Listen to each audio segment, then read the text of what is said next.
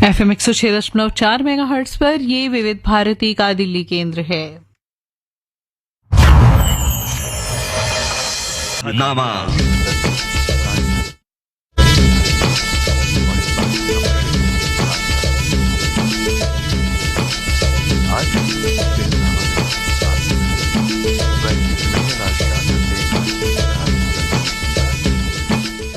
नमस्कार। आज की सेहतनामा में हम आपकी भेंट करवा रहे हैं वैद्य कन्हैयालाल शारदा से। आपसे बातचीत की है कांचन प्रकाश संगीत ने। बातचीत का विषय है आर्थराइटिस। डॉक्टर साहब, विविध भारती की स्टूडियो में आपका स्वागत है।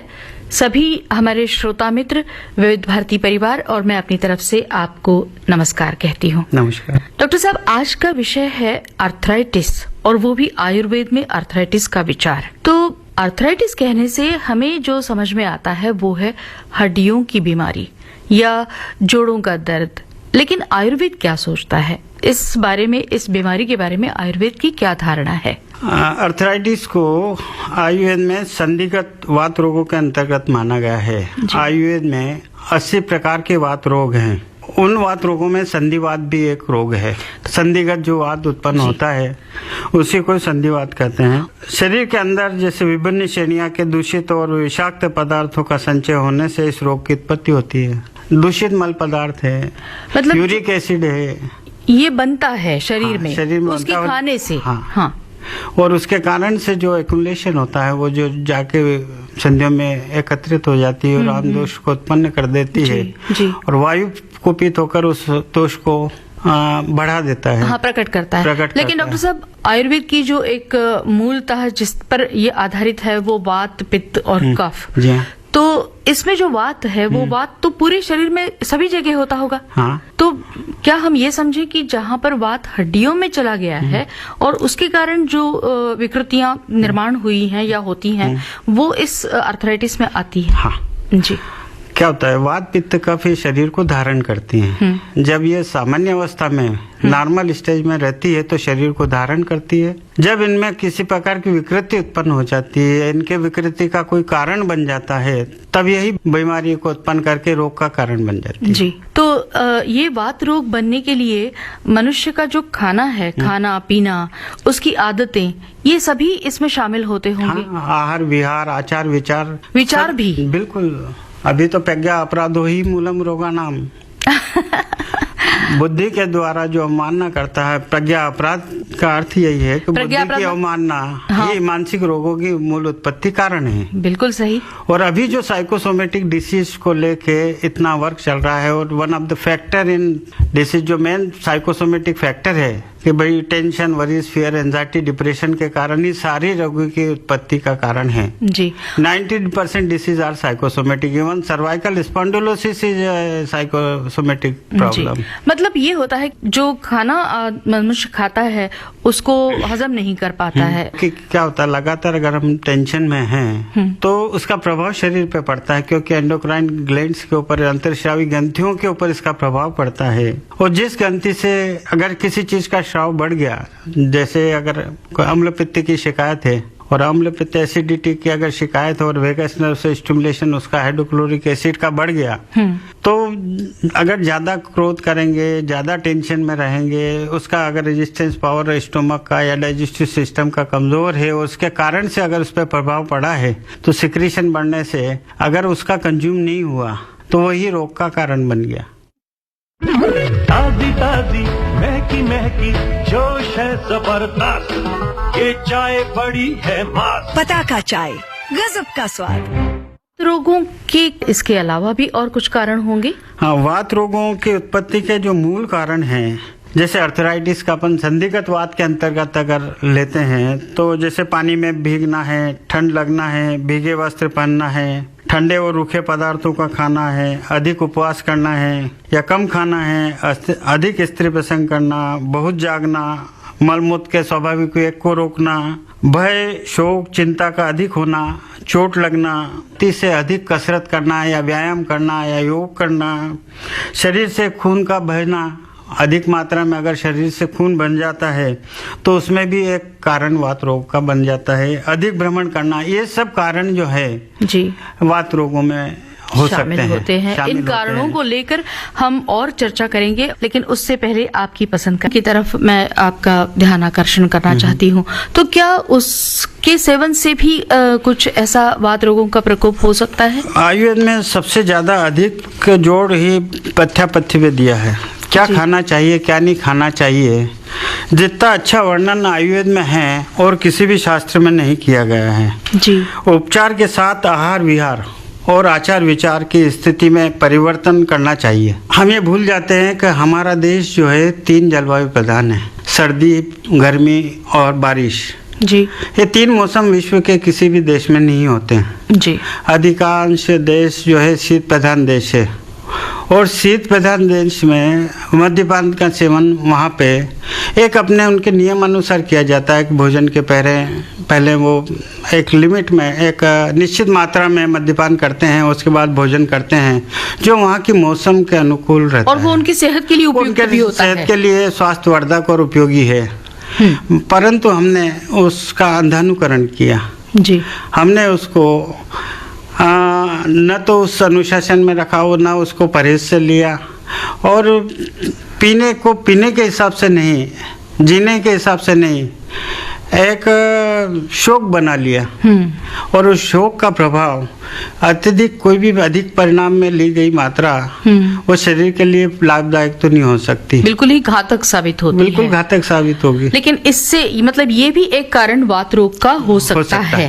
डॉक्टर साहब, ये जो जितने भी कारण आपने गिनाए, इसमें किसी एक खास उम्र का तो कुछ वो नहीं है? ये कारण किसी भी उम्र के व्यक्ति के साथ हो सकते हैं? आमतौर पर ये देखा जाता है कि वृद्धावस्था में ये रोग ज्यादा होता है। हाँ, मैं वही पूछना चाह रही थी कि किसी बच्चे में इतनी जोड़ों के गठन की बीमारियां नहीं मिलती कम मात्रा, कम लोगों में मिलती है, कम बच्चों में मिलती है। लेकिन प्रौढ़ावस्था में ही थोड़ा क्यों? वृद्धावस्था में वात का प्रकोप ज्यादा होता है और 40 के बाद में डिजनरेशन प्रोसेस शुरू हो जाता है। नए सेल्स बनते नहीं, पुराने सेल्स जितने भी है टूट टूट के बाहर निकलते जाते हैं। जी। तो बॉडी का जो रोग निरोध क्षमता है वो भी कमजोर होती जाती है। रेजिस्टेंस पावर इतना नहीं रहता है, इम्यून सिस्टम इतना नहीं रहता है।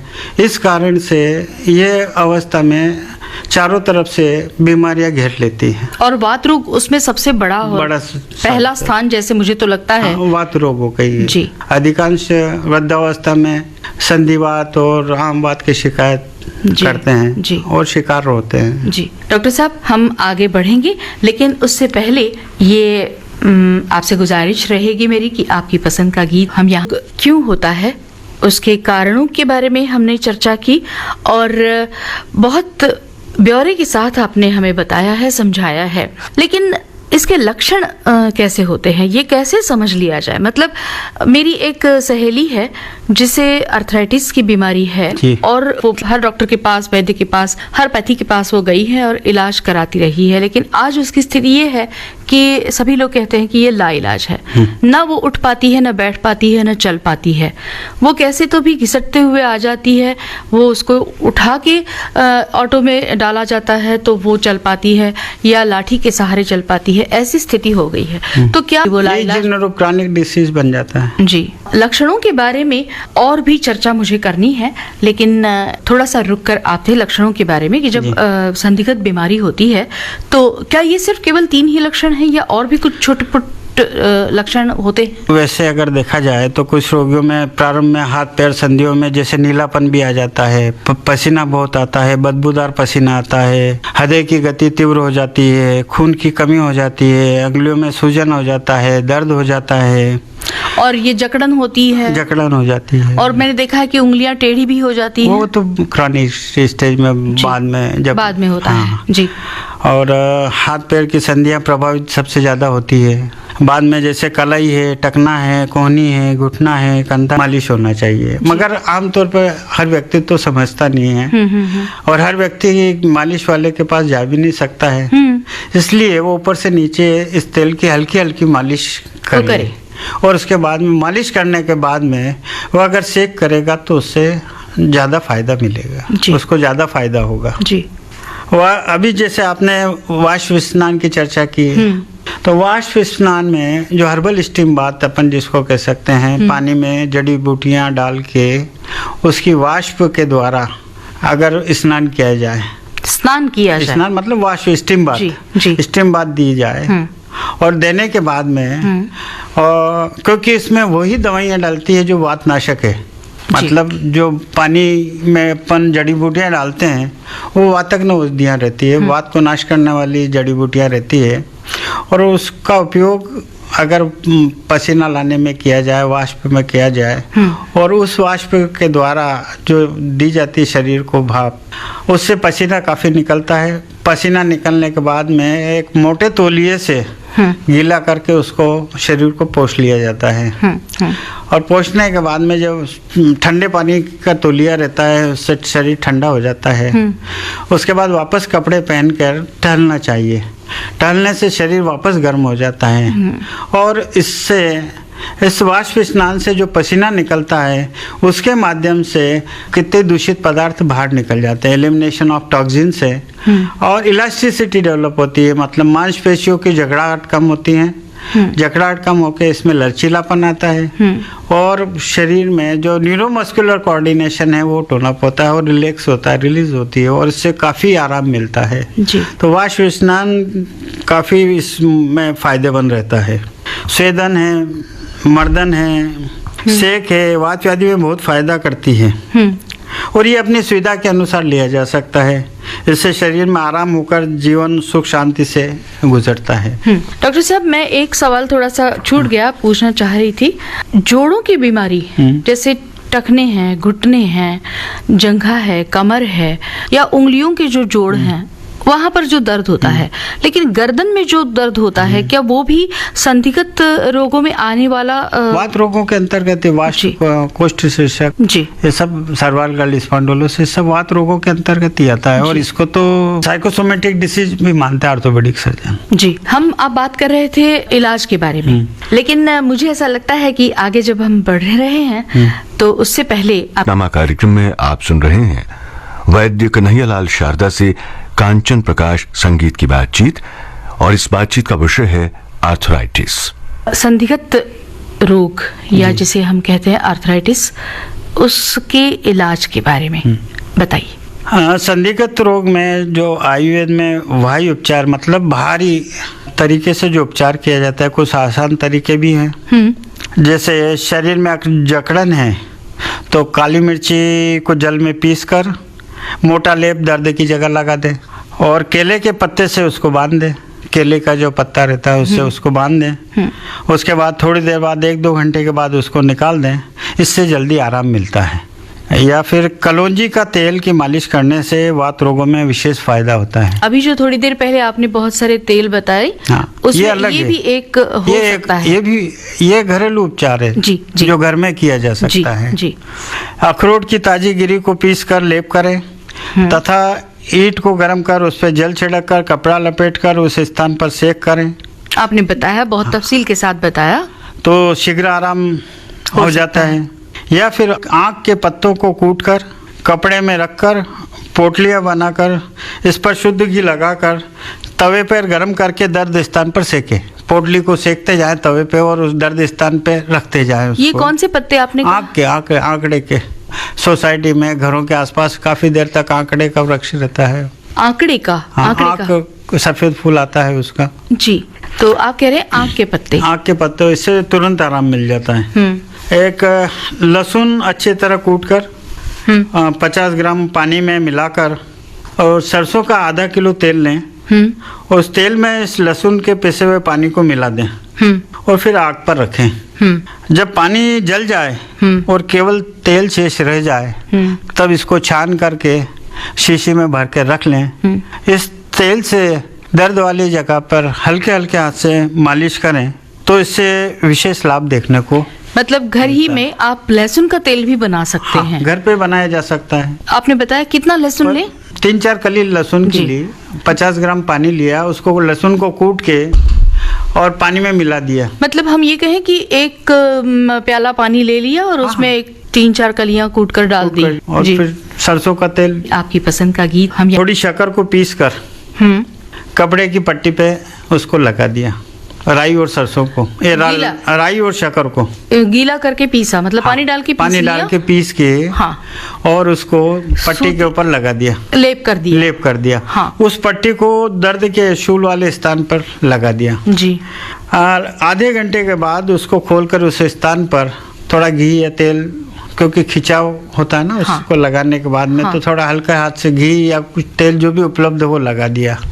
इससे दर्द में अच्छा फायदा होता है, तुरंत फायदा होता है। घरेलू उपचार हर एक के घर में राई और शक्कर तो रहती ही है। हाँ। कितनी मात्रा में लिया जाए राई, कितनी हो? बराबर मात्रा में जी। इसी प्रकार से जैसे कटी शूल है, ग्रंथि मतलब सियाटिका है, बेके के पार्श्व शूल है, आमवात है, संधिवात है, इन सब रोगों में एरंड मूल और सोंठ का चूर्ण, अरंडी का जो मूल होता है ना वो, और सोंठ का चूर्ण, ये तो खाने के लिए 4-4 चम्मच उसको लेते रहे सुबह शाम। का जो मूल है और ये अपना सोंठ है, सोंठ का चूर्ण, दोनों को मिला के काढ़ा बना के पी लिया। उसकी भी मात्रा होनी चाहिए? 1 कप, जैसे 2 कप लिया तो उसको 1 कप या आधा कप रह जाए इतना गर्म किया उसको। नहीं, सोंठ की मात्रा कितनी? सोंठ 1 चम्मच और अरंडी का मूल 1 चम्मच। और जो दर्द है जहाँ पर, उसको अरंडी के तेल से, कैस्टर ऑयल से हल्की हल्की मालिश की जाए तो इससे भी काफी ये बाहरी इलाज हैं। तो कुछ पेट में भी लेने की दवाइयाँ होती होंगी? आयुर्वेद के अनुसार वात रोगों में जो अभ्यंतरिक प्रयोग होता है वो बहुत है। उसमें से जैसे अपन लहसुन को पीस कर जी तिल के तेल में मिलाकर खाने में ले सकते हैं, उससे भी तुरंत आराम मिलता है जी। 1-2-3 कली लहसुन की ली, थोड़ा सा तिल का तेल डालकर उसको पीस लिया और उसको खाने के साथ में ले लिया। या तिल और लहसुन को मिला के चटनी बना ली और वो अपने खाने में रखी जाए तिल के तेल को, तिल के तेल के साथ में। जी। एक गोरख नाम का वृक्ष है, विंध्याचल और मिर्जापुर के समीप होता है। इसकी छाल का काढ़ा आमवात में बहुत लाभकारी है। एक एलोवेरा जेली जो ग्वार पाठे की गिरी होती है, ग्वार पाठा तो सबके घरों में आजकल रहती है, एलोवेरा, हाँ। उसकी जेली को गेहूं के आटे में गूंद लें, कच्चा हाँ। और उसकी बाटी बनाएं जी, जो बाटी समझी मैं, हाँ। उस बाटी को घी में भून लें। अच्छा। बाटी बनाकर उसको घी में भून लिया और घी में भूनने के बाद उसका चूरमा बना लें शक्कर मिला करके। और वह जो है 60 ग्राम के करीब रोजाना अगर लेंगे उससे भी बहुत वात रोगों में फायदा होता है। इसी प्रकार से जैसे अरंडी के बीज है, उसको पीस के छिलका निकाल करके उसमें सोंठ मिलाकर दूध के साथ सेवन करने से कमर के दर्द में काफी फायदा मिलता है जी। चौप चीनी और अजगंध का चूर्ण बराबर मात्रा में ले करके मिश्री मिला करके इसका सेवन अगर रोज सुबह किया जाए तो ये भी कमर के दर्द में काफी आराम देता है। एक रासनादी चूर्ण आता है जो रासना, पुष्कर मूल, सहजना, बेलगिरी, चित्रक मूल की छाल, सेंधा नमक, गोखरू, पीपल, इन 8 औषधियों के चूर्ण को रासनादी चूर्ण कहते हैं जी। और इस चूर्ण को 1.5 ग्राम घी के साथ चाटने से वात रोगों का शमन हो जाता है। एक समय 1.5 ग्राम मतलब कितनी? 3 चुटकी? 1.5 ग्राम मतलब 1/4 चम्मच। 1/4 चम्मच, 1/4 टीस्पून। 1 कप स्ट्रांग चाय में 4 चम्मच कैस्टर ऑयल डालकर पीने से रात को अगर लिया जाए तो इससे वात रोगों में, संधिवात में बहुत फायदा होता है जी। इसे पर 1 कप दूध में 1 कप पानी मिलाकर उबालें, उसमें 2-3 कली लहसुन की डाल दें कूट करके, और जब पानी जल जाए और दूध रह जाए तब रात को सोते समय लेना चाहिए। इससे भी काफी फायदा होता है। 200 ग्राम दूध गर्म करके जब वह आधा करीब 100 ग्राम रह जाए तब उसमें पीपली मूल का महीन चूर्ण 10 ग्राम डाल दें और उसके बाद में उस पानी को उठावें जी, गर्म करें, उबालें। जब 50 ग्राम दूध शेष रह जाए तो शक्कर या मिश्री मिला करके 10 ग्राम उसका सेवन करें। यह वात विकारों में बहुत फायदा करता है।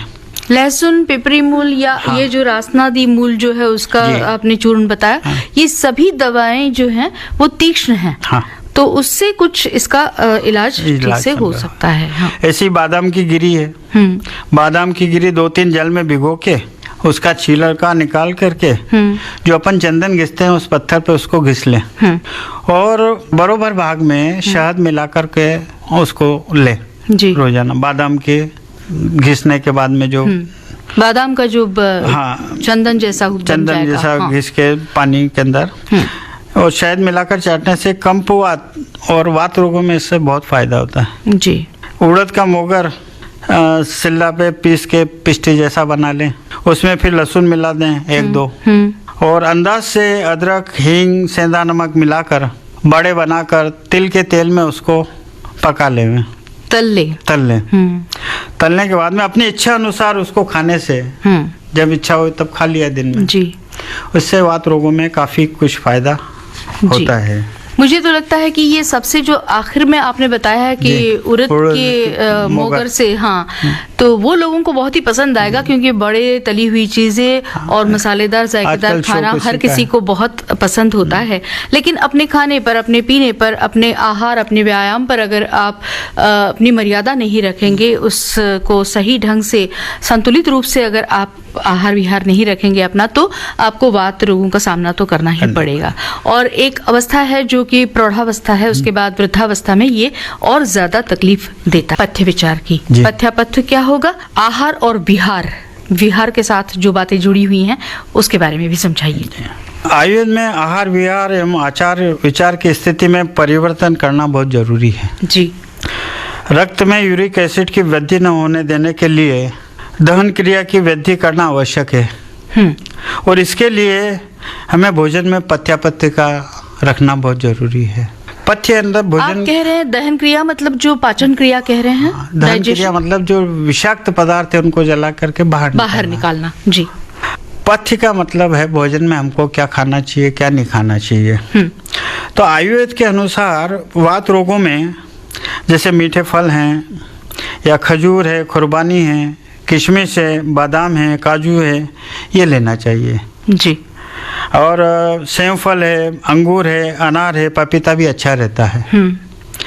हरी सब्जियां, उबली हुई सब्जियां, मूंग की दाल, पुराने चावल जो मांड निकाल के स्टार निकाल के लेते हैं, नींबू ले सकते हैं, गेहूं के मोटे आटे की रोटी, मूंग की दाल है, उड़द की दाल है, तुअर की दाल है, शहद है और दूध है, ये सब पथ्य है जी। मतलब भोजन में अगर इन सब चीज़ों को लिया जाए तो ये बीमारी को ठीक करने में औषधि के साथ सहायक रूप में काम करती है। 50% बीमारियां जो है पथ्य के ऊपर निर्भर करती है।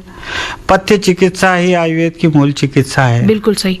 डॉक्टर साहब, ये जो अंकुरित दालें खाने की तरफ लोगों का एक रुझान दिखाई देता है, ये वात रोग में ये क्या सही रहता है? वात रोगों में इसमें उपयोगी इसको इतना नहीं मानते हैं, मगर फिर भी इतना नुकसान भी नहीं करती है जी जी। अब बताइए अपथ्य मतलब कुपथ्य के बारे में, क्या नहीं खाना चाहिए? तो आयुर्वेद के अनुसार शराब है, तंबाकू है, गुटखा है, ज़्यादा सुपारी है, कड़े पेय पदार्थ हैं, फ्रिज की ठंडी वस्तुएं हैं, आलू है, मटर है, चना है, चंवला है, करेला है, बैंगन है, खटाई है, अचार है, अमचूर है, इमली है, ज़्यादा नमक, ज़्यादा शक्कर आदि नहीं खाना चाहिए। इस प्रकार आहार विहार, आचार विचार, औषधि उपचार करते हुए वात रोगों से छुटकारा पाया जा सकता है जी। डॉक्टर साहब कि बहुत ज़्यादा व्यायाम करने से, शक्ति से ज़्यादा बढ़कर करने से वो एक कारण बन सकता है वात रोग का। और बहुत सारी बातें जो विहार से जुड़ी हुई, मुझे लगता है आपके साथ पूरी बातचीत करते हुए पहले ही आपने बता दी हैं कि आजकल के ज़माने में किस प्रकार के तनाव हैं, लोगों की आदतें कैसी बदली हुई हैं, और आधुनिक बनने का जो एक शौक है उसे पूरा करने के लिए जो लोग जिस तरफ बढ़ रहे हैं उसका भी असर किस तरह से होता है जो इस रोग का कारण बन सकते हैं। डॉक्टर साहब, आप यहाँ आए, अपना बहुत सारा समय हमें दिया और बहुत ढेर सारी जानकारी दी, जो कि एलोपैथी में हम कहते हैं आर्थराइटिस, आयुर्वेद में इसे कहा जाता है संधि रोग या वात रोग। तो उसके बारे में आपने ये जानकारी दी है। फिर मुलाकात का समय मिलेगा और अवसर भी पैदा होगा, तब और बातें होंगी। आज दीजिए इजाजत, नमस्कार। नमस्कार। आज के सेहतनामा में आप सुन रहे थे वैद्य कन्हैया लाल शारदा से कांचन प्रकाश संगीत की बातचीत का विषय था आर्थराइटिस।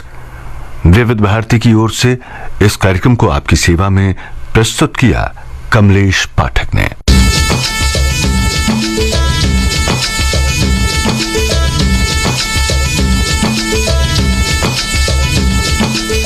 सेहतनामा।